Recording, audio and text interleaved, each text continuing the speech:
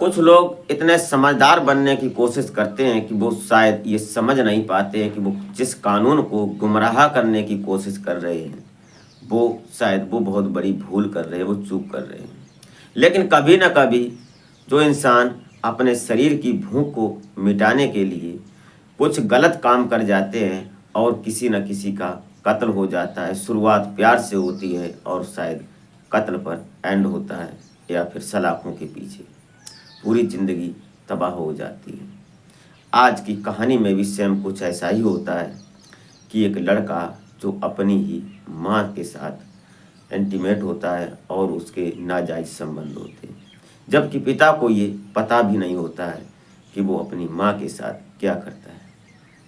जिस दिन उसको पता चलता है फिर वो समझाता है, लेकिन समझने वाली बात तो आती ही नहीं है। जिसको ये चस्का लग जाए शायद वो फिर ऐसे ख़त्म नहीं होता है, क्योंकि औरत जो अपनी मान मर्यादा को लांघ दे एक बार फिर उसको संभाल पाना शायद इम्पॉसिबल हो जाता है। तो इस कहानी को ये समझेंगे कि क्या हुआ था इस कहानी में जो बेटा अपनी माँ के साथ शारीरिक संबंधों में आ जाता है। तो आशा करते हैं कि आप अपनी फैमिली अपने परिजनों के साथ बेहद खुश होंगे, मस्त होंगे।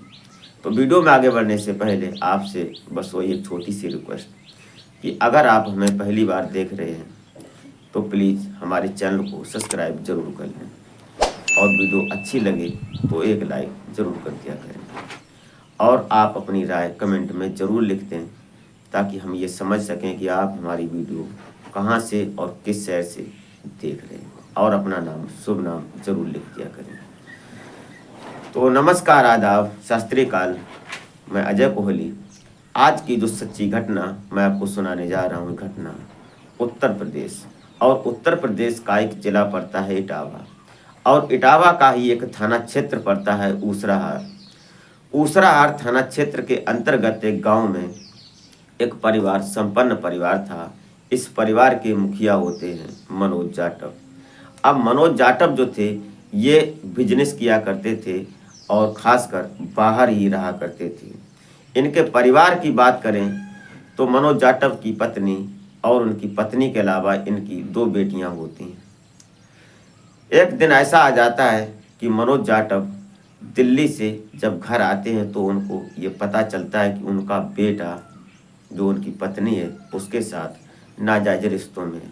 और आपत्तिजनक स्थिति में जब मनोज जाटव अपनी पत्नी को अपने ही बेटे से देखते हैं तो कहीं ना कहीं बौखला जाते हैं।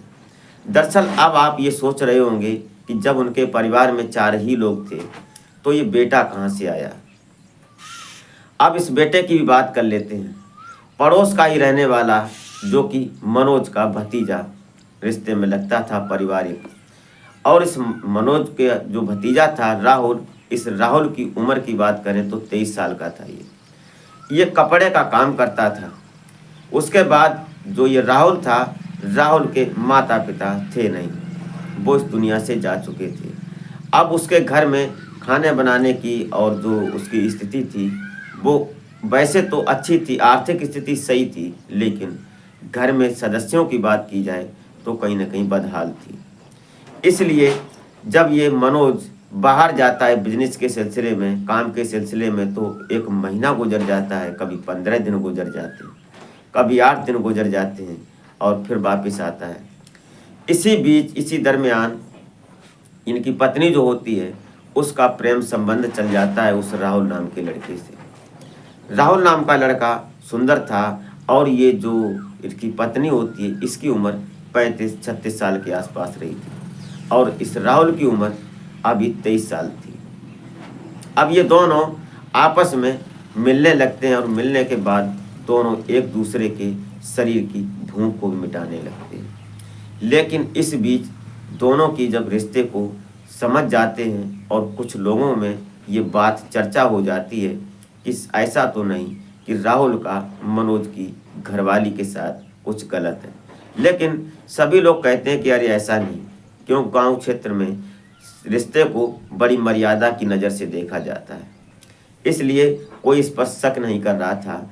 लेकिन कहीं ना कहीं इसी बात का फ़ायदा जो मनोज की पत्नी होती है वो उठाती है। तारीख आ जाती है 15 नवंबर 2024। इस दिन इनकी पत्नी फ़ोन करती है पुलिस थाने में और बड़ी हड़बड़ाहट के साथ डरती हुई, रोती हुई और सहमी हुई सी फ़ोन करती है और बोलती है कि पुलिस जल्दी हमारे घर आ जाओ, और हमारे घर में कुछ लोग घुस आए थे। उन लोगों ने हमारे पति को कत्ल कर दिया है, मार दिया है, और मुझे बांध कर डाल गए।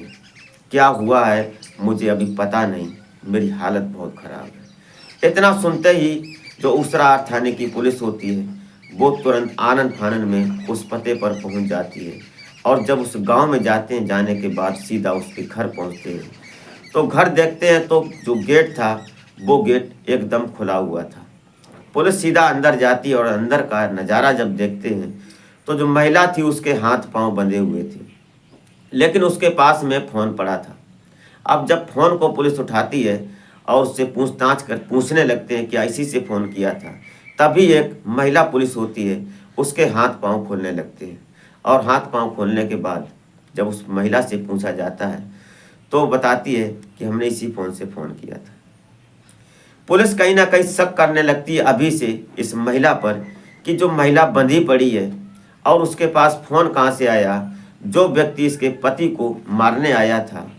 तभी एक दूसरा पुलिस वाला आगे देखता है और घर में तो पता चलता है कि कमरे में उसका जो पति था मनोज जाटव, वो लहूलुहान अवस्था में पड़ा था।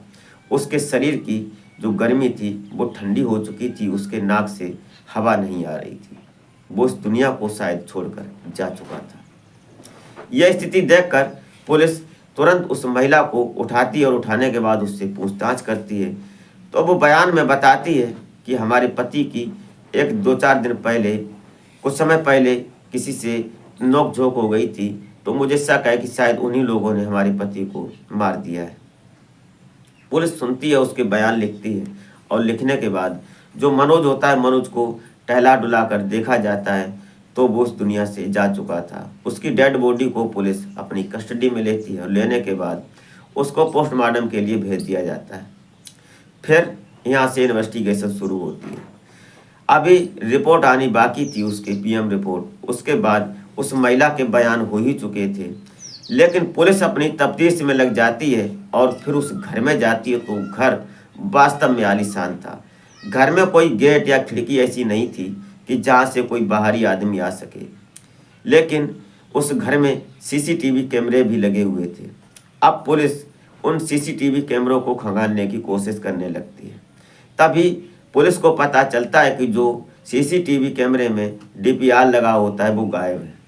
उस महिला से पूछा जाता है कि डीपीआर कहाँ है, तो बोलती है कि पता नहीं, लेकिन पुलिस अपनी गहनता से जांच करती है तो पता चलता है कहीं ना कहीं कि उस घर में जो चोरी लूटपाट का सिस्टम था ऐसा कुछ नहीं था।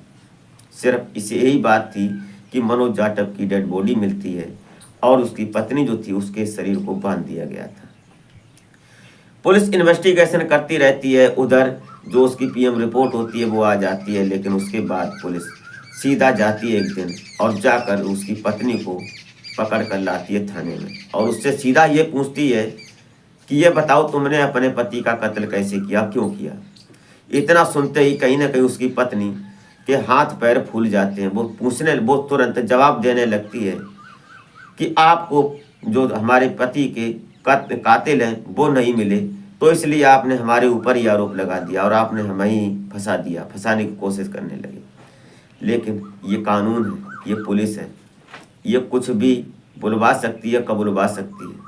ये शायद वो महिला नहीं समझ पाई, लेकिन पुलिस की हड़की और पुलिस के झांसे में वो महिला ज़्यादा देर तक रुक नहीं पाई और वो टूट गई।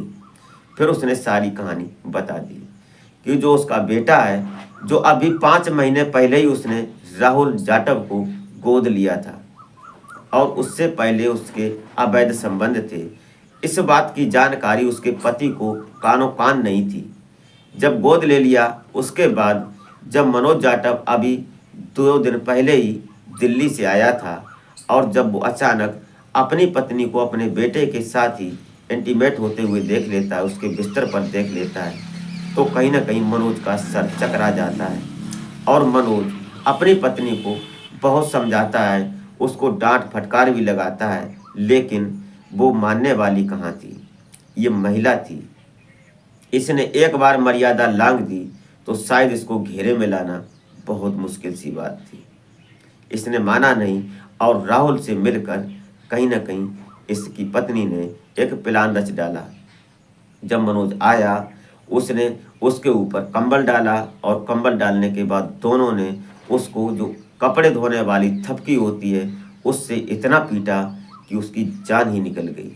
उसके बाद इसने चाकू से उसकी गर्दन को काटा, उसके शरीर में कई एक जख्म दिए और उसके बाद फिर वो इस दुनिया से चला गया, वो मर गया। दोस्तों, ये थी कहानी। आज राहुल और उसकी पत्नी दोनों सलाखों के पीछे हैं। इनके ऊपर जो संबंधित धाराएं लगती हैं उन विभिन्न धाराओं के अंतर्गत पुलिस ने सटीकता से काम किया और उस कातिल पत्नी को सलाखों के पीछे पहुंचा दिया, जिसने उसको बेटा बनाया और उसी बेटे ने उसके घर को उजाड़ दिया।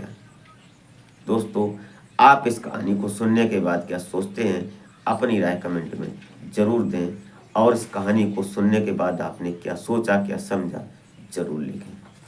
और वीडियो ज़रा सी भी अच्छी लगी हो तो एक लाइक ज़रूर कर दें। चलते चलते ये कहना चाहेंगे कि हमारे देश भारत में कुछ भी हो, कहीं भी हो, लेकिन सर्वोपरि कानून है और कानून का जो सम्मान नहीं करता शायद वो अपने परिवार का ही सम्मान नहीं कर पाएगा। इसलिए जय भीम और जय संविधान, जय भारत।